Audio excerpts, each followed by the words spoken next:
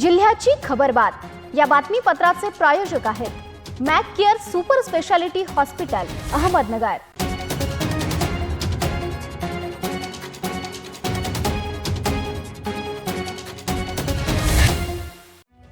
नमस्कार, मी प्रिया। आपण पाहत आहे न्यूज 24 सह्याद्री। घेऊयात अहमदनगर जिल्ह्यातील महत्त्वपूर्ण बातम्यांचा आढावा। जिल्ह्याची खबरबात या बातमीपत्रात।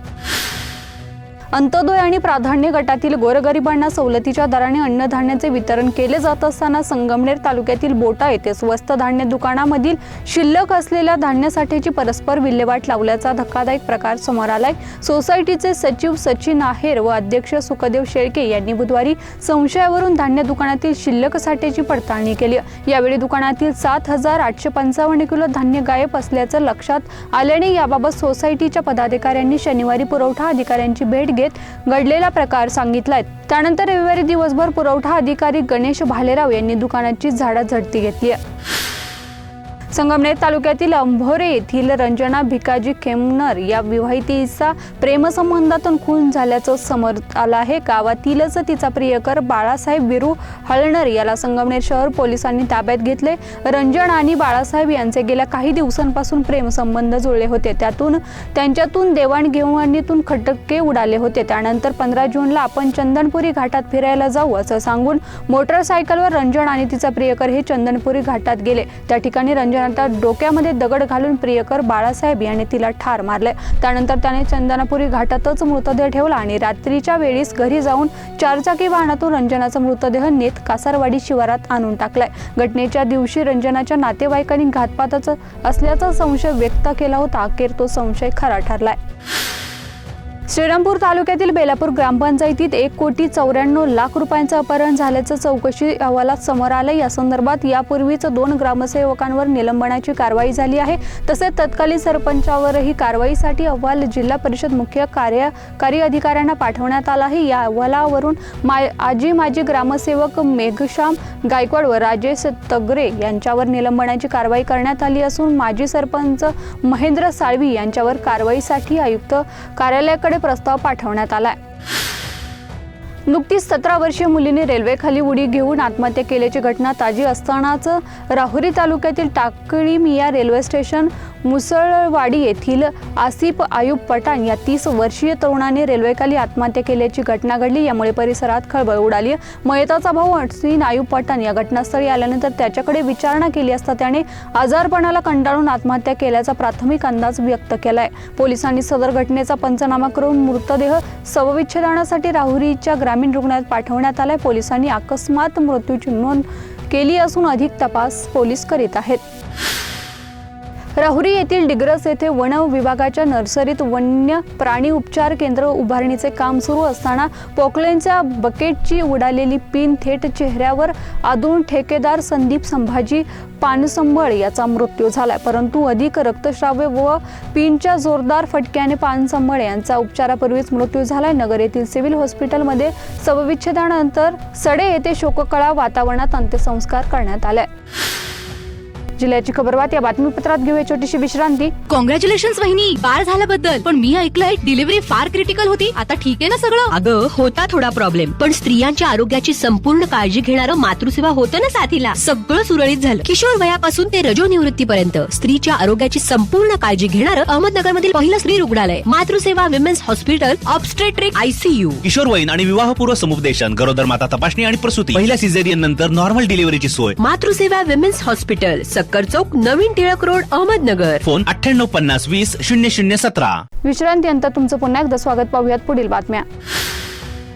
गेल्या अनेक महिन्यांपासून कोपरगाव शहरात अवैध धंदे जोमात सुरू आहे। त्यामुळे गुन्हेगारी फोफावत आहे। तसेच यास खतपाणी कोण घालते, ते कोणाच्या आशीर्वादाने चलते हे सर्वांना माहिती आहे। याचाच परिणाम दिवसाढवळ्या काल 2 तरुणाला काही गुंडांनी जीव घेणा हल्ला केलाय। यातील एक तरुण गंभीर अवस्थेत असून तो मृत्यूच्या दारात उभा आहे। एकाची परिस्थिती सुधारित आहे। तसेच कोपरगाव शहरातील बस स्थानक हे जुगारीचे माहेरघर बनले आहे। या धंद्यांमुळे अनेक युवक, शालेय विद्यार्थी जुगारीला बळी पडले असून याचा परिणाम युवक युवक वर्ग चोऱ्याच्या मार्गी लागला आहे। यावेळी भावी पिढी बर्बाद होताना दिसत आहे। शहरातील अवैध धंदे बंद करून गुंडांचा बंदोबस्त करावा या मागणीचे निवेदन शहर पोलीस स्टेशनचे पोलीस उपनिरीक्षक रोहिदास ठोंबरे यांना संपर्क प्रमुख निलेश धुमाळ, मनोज कपोते, माजी शहर प्रमुख भरत मोरे, रवींद्र कथले, बालाजी गोरडे, दादा शेवाळे आदींसह उपस्थितांच्या हस्ते देण्यात आले। या प्रसंगी मोठ्या संख्येने महिला, पुरुष, युवक उपस्थित होते।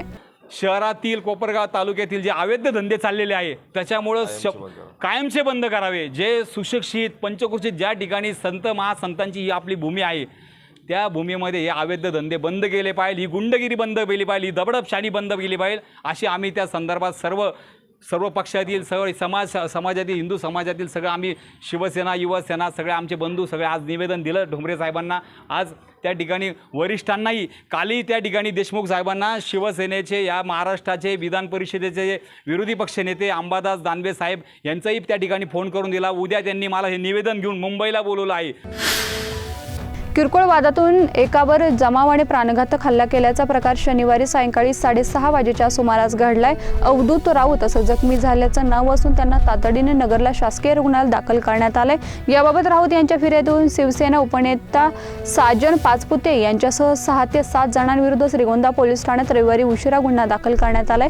फिर्यादी राऊत यांनी म्हटलं आहे की गोरे वॉशिंग सेंटर येथे शनिवारी सायंकाळी मित्र संतोष इथापे याच्यासोबत गप्पा मारत असताना तिथे 6 ते 7 जण तोंडाला रुमाल बांधून आले। त्यांच्या हातात लोखंडी गज, लाकडी दांडके होते। त्यांनी अचानक राऊत याच्यावर हल्ला चढवलाय तर एकाने गळा आवळून जीवे मारण्याचा प्रयत्न केला। त्यांच्यापैकी एकाने साजनबाई पाचपुतेंच्या नादाला लागतो का असं, आज तुझी विकेट आहे असं म्हणत धमकावले। एकाने आरडाओरड केल्याने नागरिक मदतीसाठी धावले। त्यानंतर हल्लेखोरांनी घटनास्थळावरून पळ काढलाय। स्थानिक गुन्हे शाखेच्या पथकाने शिर्डीतील काही पानटपरीवरील धाड टाकून 2 आरोपींना अटक करून सुमारे 1.25 लाख रुपयांचा मुद्देमाल जप्त केलाय। जप्त केलेल्या मुद्देमालात सुगंधी, तंबाखू, विमल आणि इतर कंपन्यांचा गुटखा समाविष्ट आहे। महाराष्ट्रात गुटखाबंदी कायदा लागू असूनही काही लोकांद्वारे बेकायदेशीररित्या गुटखा विक्री आणि सेवन केलं जात आहे। या प्रकरणात अटक झालेल्या आरोपी फहाद ताहीन रहसन अन्सारी आणि सोहेब ताही रहसन अन्सारी असं उत्तर प्रदेशात रहिवासी असून शिर्डीत वास्तव्यास करत होते। तपासात असे समोर आले आहे। यांचा हस्त निंकूज केसरी हा राजस्थानमध्ये राजकोट येथून शिर्डीत गुटखा पुरवत होता। या घटनेने शिर्डीत पुन्हा एकदा परप्रांतीय गुन्हेगारांच्या उपद्रवाची समस्या अधोरेखित केली आहे। स्थानिक नागरिकांमध्ये याबाबत नाराजी व्यक्त होत आहे। याबाबत कठोर कारवाईची मागणी जिल्हा पोलीस प्रमुखांकडे करण्यात आली आहे।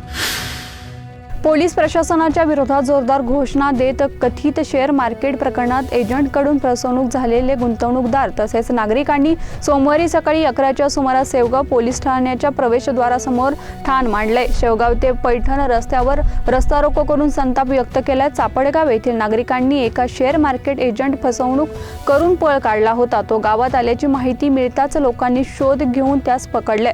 त्यानंतर पोलिसांना कळवतच त्याला ताब्यात दिले। मात्र शेवगाव पोलिसांनी त्याला एजंटला रात्री उशिरा सोडून दिले। हा प्रकार रविवारी घडलाय। त्याला सोडून दिल्याची माहिती मिळताच नागरिकांनी सोमवारी सकाळी पोलीस ठाण्यात दाखल होऊन पोलीस निरीक्षक दिगंबर भादने यांच्या विरोधात संताप व्यक्त केला। गेल्या अनेक दिवसांपासून कोपरगाव शहरासह परिसरात चोऱ्यांचे प्रमाण वाढ झाली असून भुरट्या चोऱ्या रोखण्यासाठी पोलिसांनी विशेष लक्ष घालून पोलिसांनी गस्त वाढवावी अशी मागणी सामाजिक कार्यकर्ते जालिंदर शेंडगे यांनी केली आहे।